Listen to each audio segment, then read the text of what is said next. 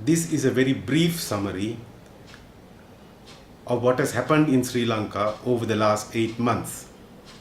And I hope it will help those who are interested to understand the relevance of what I have been doing in response to the developing situation. On the 8th of January this year,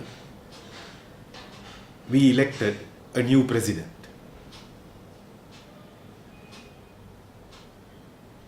And on the 17th of August this year, we elected a new government.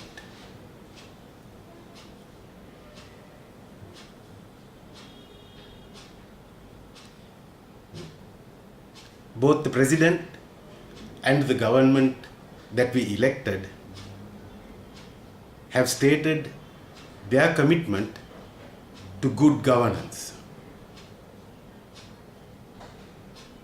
What I understand as good governance is firstly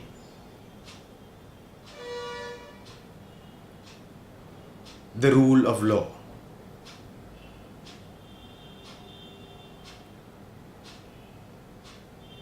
And secondly, a commitment to the doctrine of human rights.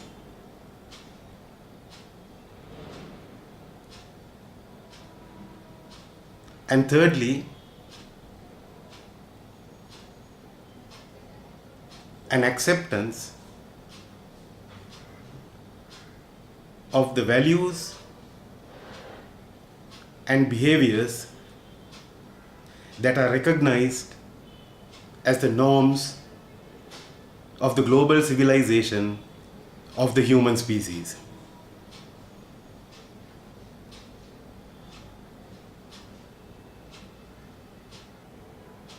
Based on this understanding, I expect good governance to have as its objective the realization of the potential offered by any given state and its resources. And I would expect such good governance to include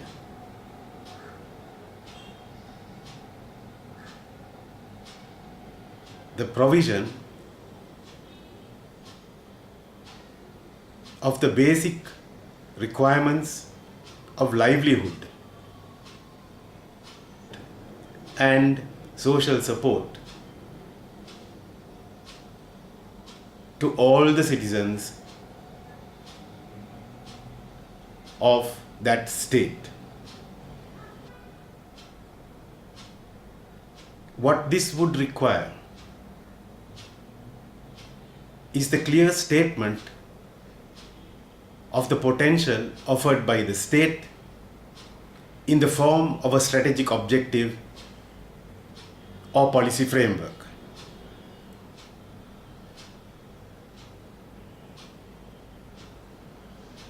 In the case of Sri Lanka,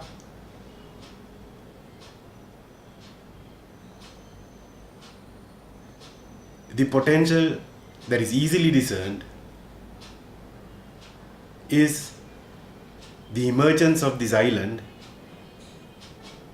as a center linking the regions of the IOR-ARC, the SARC, and the BIMSTEC, and its functioning as a strategic platform housing the strategic function of the global developmental process as it impacts these regions, and as an entry point to investments flowing into these regions, and as a global marketing and transshipment hub for goods and services manufactured and generated in these regions as they flow out into the global market.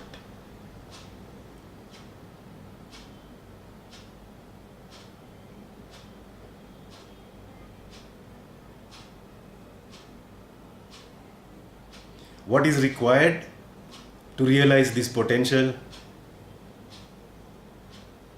is the careful analysis of the island's policy framework as well as the island's legislative enactments and the amendments of both of these, so that they are structured in a way that facilitates and enables the realization of this potential. What is also required is the nation-wide transition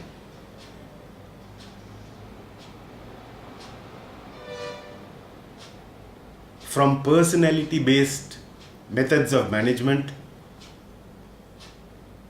to process-driven ones. It may be argued quite credibly that the realization of the island's potential does not necessarily guarantee that the citizens of this island will all benefit in ways that may be hoped for.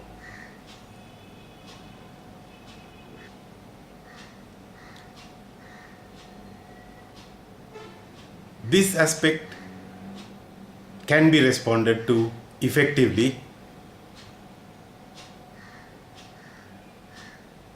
by the adoption of what has been described as the 10 resilient and sustainable species survival and social support systems and supply chains. And this has also been brought to the notice of the government.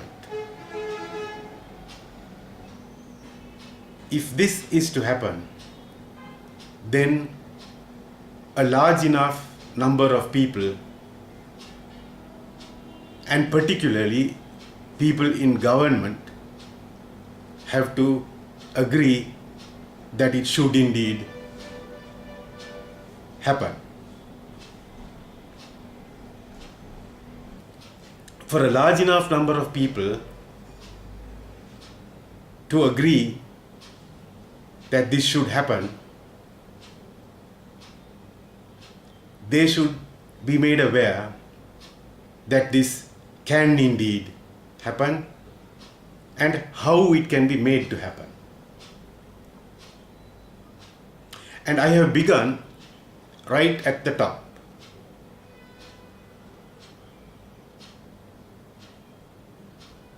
By writing to the President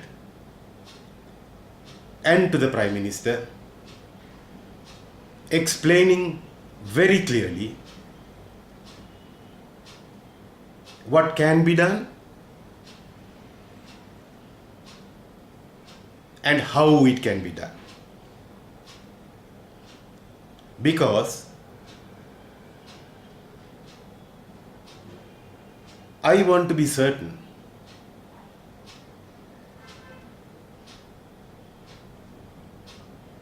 that nobody can say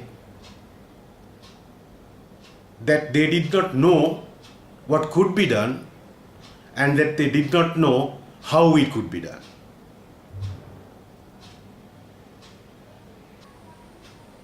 I have also begun to widen the circle that I am communicating with, to include key members of parliament whom I think should be able to understand what I am saying.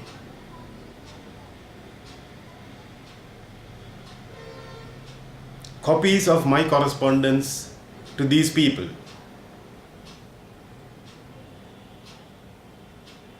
have been released to the public so that all of you know what the government is being told it can do, and that the government is being told how it can do what it can do.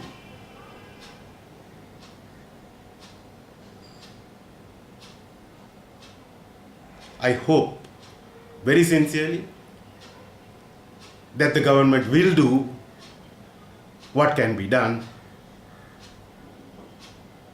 because it can be done, and there is no reason why it should not be done. Thank you.